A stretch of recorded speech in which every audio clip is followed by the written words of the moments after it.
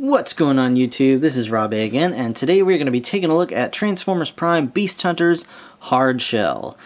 He's a Cyberverse Commander class figure, and unfortunately this is currently the only incarnation of Hardshell that we are getting. But, I mean, you never know. So hopefully this is a cool toy. It looks pretty cool so far. You can see he comes with a plague missile launcher.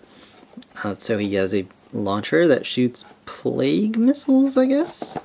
On the back it says, "Powerful Insecticon warrior who hungers for Autobot circuitry." Nom nom nom nom. You can see his insect mode there. And I'm going to take a look at his stats real quick. Everything seems to be about on the up and up. And, you know, strength is high, intelligence is meh, you know, endurance is 10 very for endurance, high, which, you know, depending on which episode you were watching, could vary greatly. But yeah, all in all, looks pretty decent. I'm pretty excited to have this guy in hand. So let's get him out of the package and see what he's all about. Alright guys, so here we have Hardshell in his insect mode. He's kind of a very Cybertronian rhinoceros beetle, basically, with the big hooked horn on the on the face. But he's really cool. He's a nice size. He's very, you can see he's pretty large. And he's got his weapon on the back, his plague blaster or whatever, plague missile launcher. It's very iridescent purple, and it's just a friction missile, and you gotta push it kind of hard to get it to fire. You know, whoops. Yeah, mine is really tight, so beware of that. And then you get this little halo gun or whatever it is, and yeah, it's nice. That's pretty cool. I'll just put this off to the side for now, though. And yeah, we'll look at this guy some more. The same iridescent purple for the weapons is used in the wings and other various bits of the body. And you can spread the wings out and have them, you know, flying or whatever makes you happy. They're just on ball joints. You can arrange them however you like.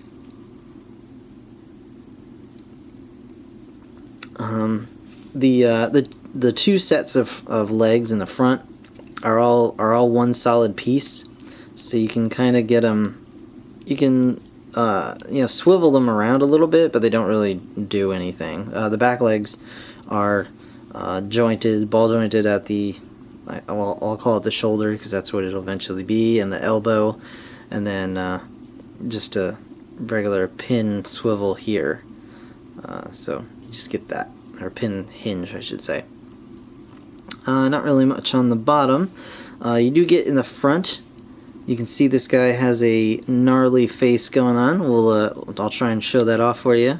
If you move this down, it's a lot easier to see. He has an opening mouth, so that you can do that scream that they do, whatever that crazy velociraptor sound and scream. And you can see he has two sets of eyes under there. So that's pretty cool. You get all that going on. You can really nom on some Autobots.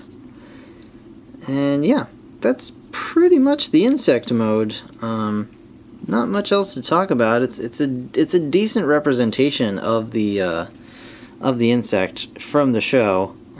It's just so small. I mean, it's a decent sized Cyberverse, but it's just so small. I want a Voyager size one. I want a Voyager.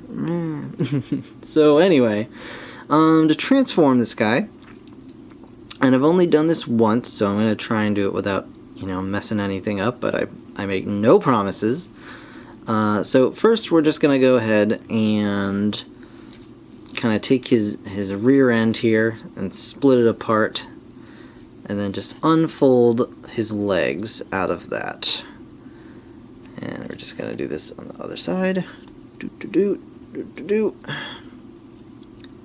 you go. He's got some legs right there. Next, I'm just going to take this top half of the front half of the insect and just turn it all the way around, just like so. We'll get the wings out of the way, move those to the back. Next, you just want to take these front insect legs and just kind of pull these down a little bit. And make sure the wings are kind of up this way, because this whole torso bit is actually going to come back. We're just going to move it just like so. And then just kind of have it just like that. And you can see his head popping out now, and you just want to kind of push that up a little bit and just kind of arrange it however you like, however it looks decent. The insect head is going to just come on down and rest against the back of the body here. You want to take the arms, swivel them around, and then turn it up, and you'll see his hands are now visible on his arms here.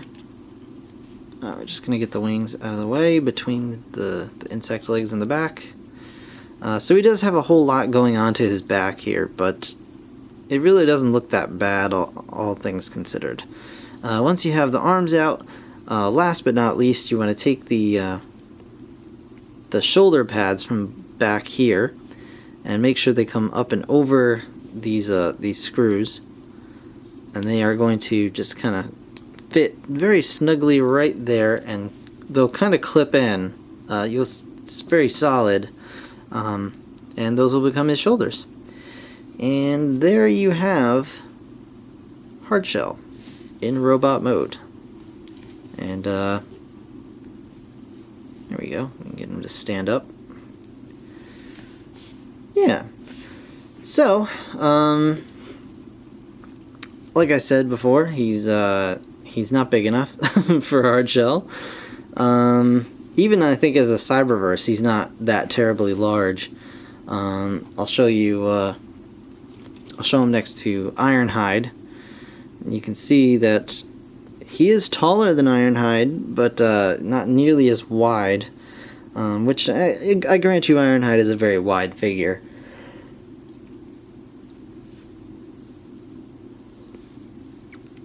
But, yeah, I mean, there you have it. Here he is next to Legion Bumblebee. So he's definitely bigger than Legions, because he's a commander class, but I really would have liked a Voyager of this guy. But, this is what we have, so we're going to make the best of it, and I'm going to show you guys his head sculpt, which is actually rather nice for the size. They got some decent detailing in there, some nice paint work on his face. He's got a lot of paint for, the size class that he is. I mean, just all the yellow on the body. He's got these kind of olive green bits kind of painted around on his shoulders and things. Yeah, so that's pretty cool. Articulation. His head can go up, and, he can get beheaded if you'd like, or it can shrink down. No real movement in the head itself, though. Shoulder pads can kind of wiggle around. His arms are ball jointed at the shoulders, but limited a bit by the shoulder pads. Elbows, of course, are also ball joints, but he does have the kind of bicep curling arm thing going on. And hips are also ball joints, and he actually gets a decent amount of movement in his legs because of all the joints used for transformation, so he can get some decent poses out of that. But his knees can straighten, so you can straighten them, move them back, and then he can bend at this joint as well.